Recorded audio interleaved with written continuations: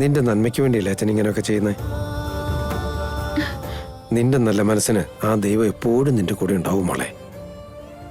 ആത്മധൈര്യം കൈവിട്ട് കളയരുത് കേട്ടോ മോളെ.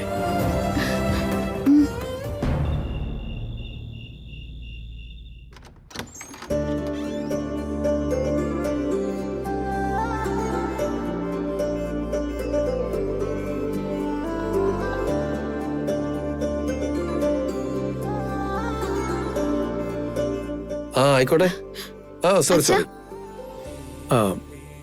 എന്താ മോളെ, ഒരുങ്ങി കഴിഞ്ഞോ? നിന്നെ കാണാൻ സഞ്ജയ് വെയിറ്റ് ചെയ്യുന്നുണ്ടാവും. മോള് പൊയ്ക്കോ.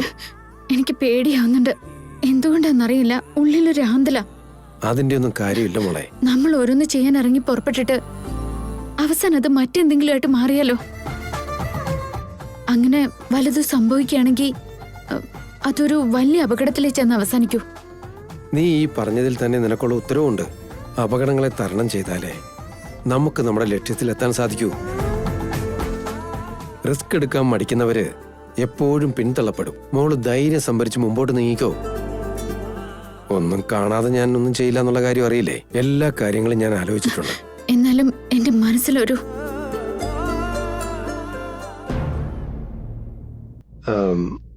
നീ അങ്ങോട്ടൊന്ന് നോക്കിക്കേ.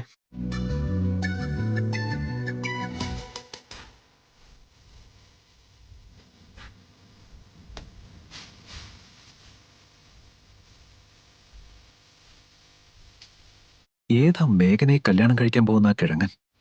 പെണ്ണ് കണ്ടിട്ട് പോയത് പോട്ടെ, രണ്ടിലൊന്ന് പറഞ്ഞിട്ട് പോകാനുള്ളതിന് പ്രൈവറ്റ് ആയിട്ട് സംസാരിക്കണം, പുട്ടു അടിച്ചോണ്ട് പഞ്ചാര അടിക്കണം. എന്തിന്റെ കേടവന്? അവനെ നീ ശ്രദ്ധിച്ചോ? മൂക്ക് പൊള്ളിയ പൂച്ചയെ പോലെ അവൻ ഇരിപ്പുറയ്ക്കുന്നുണ്ടോ നോക്ക്.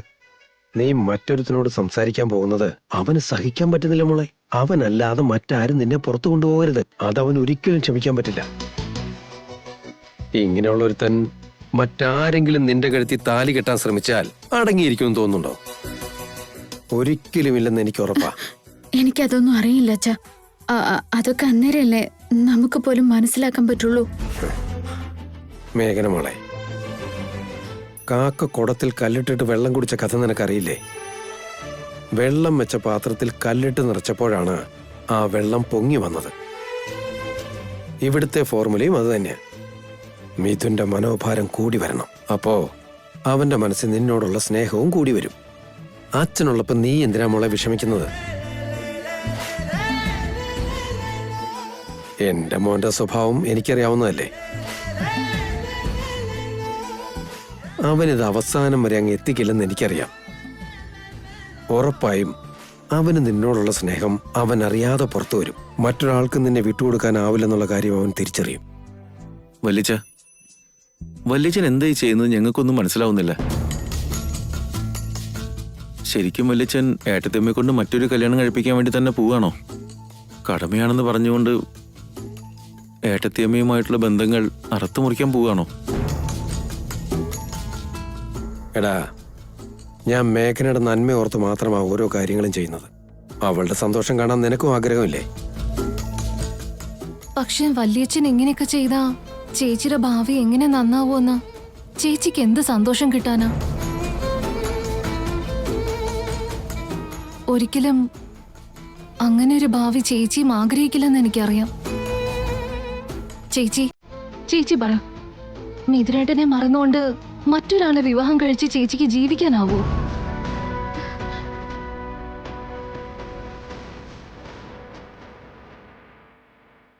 എന്താ മിണ്ടാത്തെ?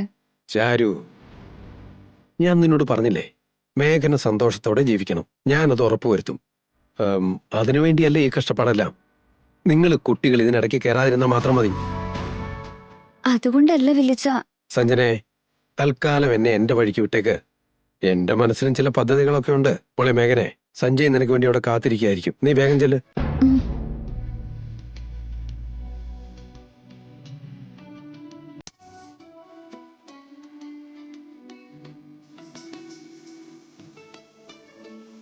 ആ കിഴങ്ങും വിളിച്ചുടനെ മേഘനയ്ക്ക് എങ്ങനെ പോകാൻ തോന്നി?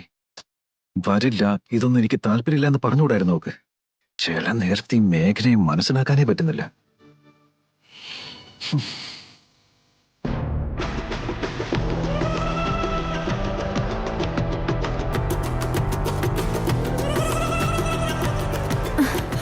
മിഥുനെ ശ്രദ്ധിച്ചു ആന്റി. അവന്റെ കാല് നിലത്തുറയ്ക്കുന്നില്ല. അവന്റെ വെപ്രാളൊക്കെ അവിടെ നിൽക്കട്ടെ, പക്ഷെ നീ ഒന്നുകൂടെ ശ്രദ്ധിക്കണം. ഞാനെന്ത് ശ്രദ്ധിക്കാനാ? എന്താ കാര്യം ആന്റി? മഞ്ജരി, ഇതാണ് തക്ക സമയം.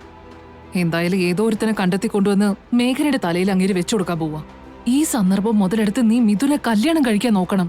അത് നടത്തിയെടുക്കാൻ വേണ്ടി നല്ലൊരു പദ്ധതി തന്നെ നീ ഒരുക്കണം. ശരിയാണല്ലേ പ്രിയംവദ ആന്റി? മിഥുൻ ഇനി മേഘനെ കുറിച്ച് ആലോചിക്കാൻ സമയം കൊടുക്കരുത്. അവൻ ഇനി നിന്റെ പിടിയിൽ ഒതുങ്ങണം. മേഘനയോടുള്ള അവന്റെ സഹതാപം കൂടുന്നതിന് മുമ്പ് പ്രണയം എന്ന കയർ ഉപയോഗിച്ച് നീ അവന്റെ മനസ്സ് കെട്ടിയിടണം. ശരി ആന്റി.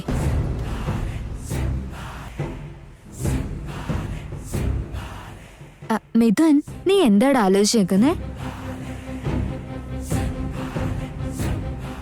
ഏയ് ഒന്നുമില്ല മഞ്ജരി. അതൊക്കെ പോട്ടെ, നമുക്കൊന്ന് പുറത്ത് കറങ്ങാൻ പോയാലോ? ഇപ്പോഴോ? എനിക്ക് നല്ല മൂടില്ല മഞ്ജരി. അങ്ങനെ പറഞ്ഞാൽ എങ്ങനെയാ മിഥുൻ? നമ്മൾ ഒന്നിച്ചൊന്ന് പുറത്തു പോയിട്ട് എത്ര കാലം കഴിഞ്ഞു? എല്ലാം പങ്കുവെച്ച് സന്തോഷത്തോടെ ജീവിച്ചിരുന്നവരാ നമ്മള്. പ്ലീസ് മിഥുൻ, പുറത്തു പോവാൻ വാ. മഞ്ജരി, നീ എന്നെ ഒന്ന് മനസ്സിലാക്കാൻ ശ്രമിക്കേ. എപ്പോഴും ഞാൻ മാത്രം മനസ്സിലാക്കിയാ മതിയോ? ഞാൻ തന്നെ അഡ്ജസ്റ്റ് ചെയ്ത് ജീവിച്ചോളാം. എത്ര വട്ടം ഞാൻ ചോദിച്ചതാ, ഒന്ന് എന്റെ ആഗ്രഹം സാധിച്ചു തന്നൂടെ? പ്ലീസ് മിഥുൻ, പോവാം നമുക്ക്. പ്ലീസ്. ശരി എന്നാ പോവാം. റെഡി ആയിട്ട് വാ. Thank you Mithun.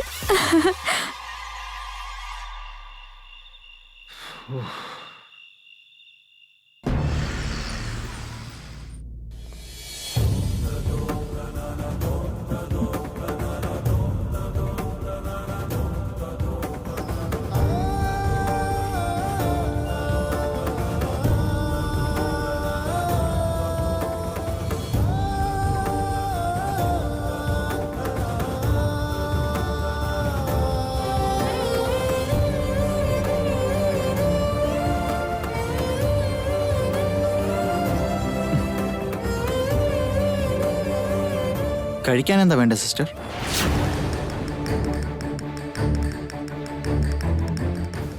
സഞ്ജയ് ഇപ്പൊ എന്നോട് എന്താ പറഞ്ഞത്? കഴിക്കാൻ എന്താ വേണ്ടേ സിസ്റ്ററേന്ന്? സിസ്റ്ററേന്ന് വിളിച്ചപ്പോഴേക്കും ചെറിയൊരു ഷോക്ക് അടിച്ചല്ലേ?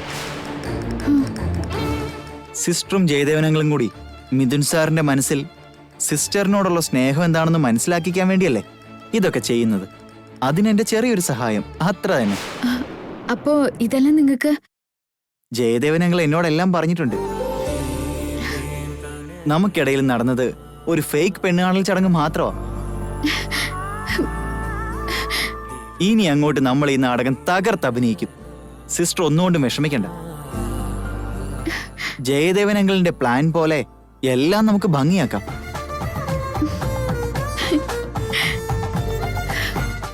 നീയും മിഥുനും എന്നെന്നും ഒരുമിച്ച് തന്നെ ജീവിക്കണം. അതിനുള്ള എന്റെ അവസാനത്തെ ശ്രമമാണിത്.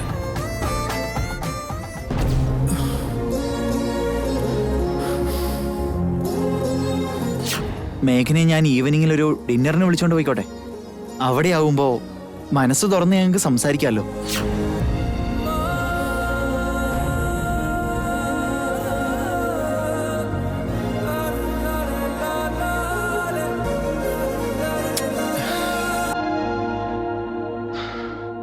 മേഘനെ ആ സഞ്ജയും ഏത് റെസ്റ്റോറന്റിലേക്കാണോ പോയത്?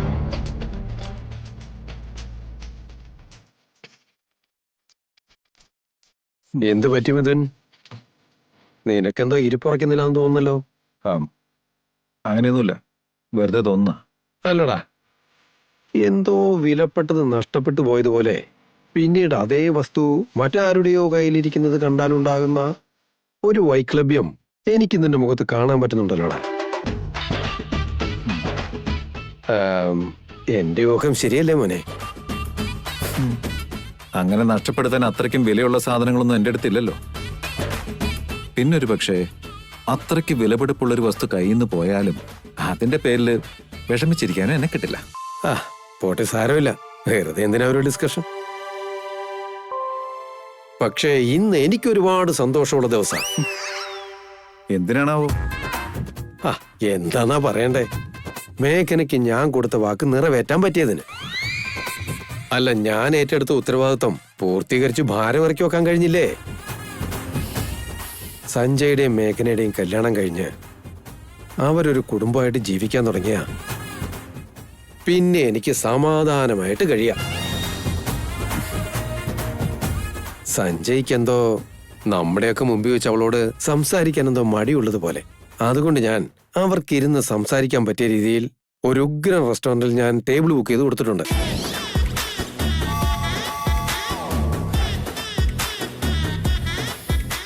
അവിടെ ഇരുന്ന് സഞ്ജയ്ക്കും മേഘനയ്ക്കും മനസ്സ് തുറന്ന് എല്ലാം പങ്കുവയ്ക്കാൻ പറ്റും. മുമ്പോട്ടുള്ള ജീവിതം എങ്ങനെയെന്ന് ഡിസൈൻ ചെയ്തെടുക്കാനും അവർക്ക് സാധിക്കും.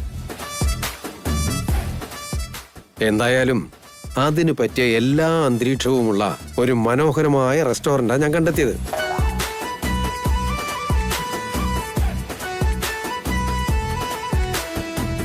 കൊള്ളാലോ.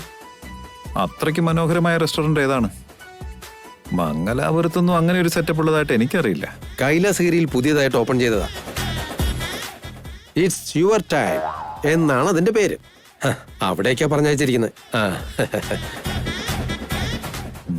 ഇറ്റ്സ് യുവർ ടൈം എന്ന റെസ്റ്റോറന്റോ?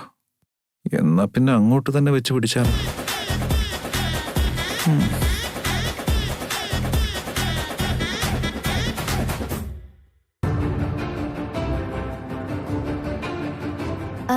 മിഥുൻ, പോവാം നമുക്ക്. എവിടേക്ക്? എന്താ മിഥുൻ, പുറത്തു പോവാന്ന് പറഞ്ഞല്ലേ? ഓ ശരിയാണല്ലോ. എന്നാ പോവാം.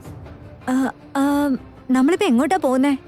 കൈലാസഗിരിയുടെ അടുത്ത് ഇറ്റ്സ് യുവർ ടൈം എന്നൊരു ബ്യൂട്ടിഫുൾ റെസ്റ്റോറന്റ് ഉണ്ട്, അവിടേക്ക് പോവാം. ഓ, ഇറ്റ്സ് യുവർ ടൈം. നൈസ്. ഇനി നിന്റെ ടൈം എല്ലാം എനിക്ക് മാത്രമുള്ളതാ. Come, let's go.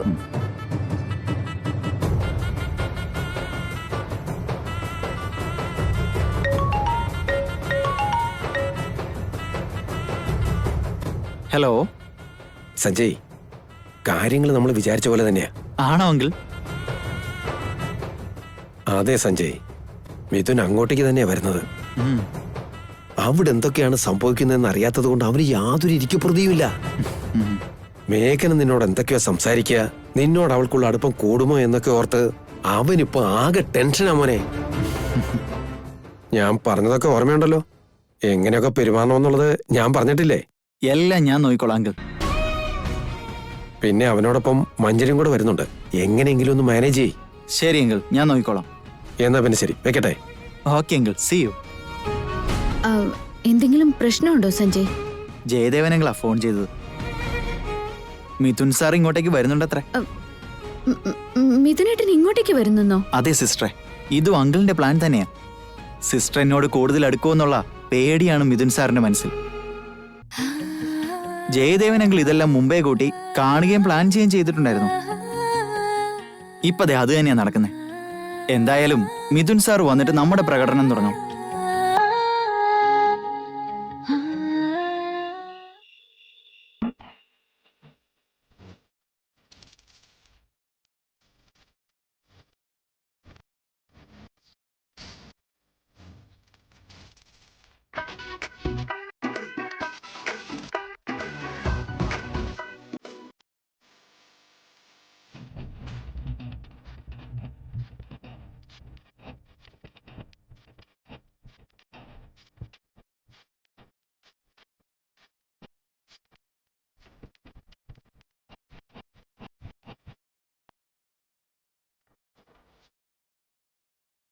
മഞ്ജരി, നീ ഓടിക്കിരുന്നോ?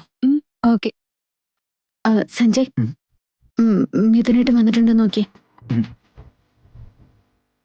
വന്നിട്ടുണ്ടോ സിസ്റ്ററെ? സിസ്റ്ററിന് എങ്ങനെ മനസ്സിലായി? ഇല്ല. എന്നാ പിന്നെ നമുക്ക് അഭിനയം തുടങ്ങിയാലോ? സിസ്റ്റർ കുറച്ച് ചിരിച്ചോണ്ടൊക്കെ സംസാരിക്കണം. ചെറിയൊരു അടുപ്പമൊക്കെ കാണിച്ചോ കേട്ടോ.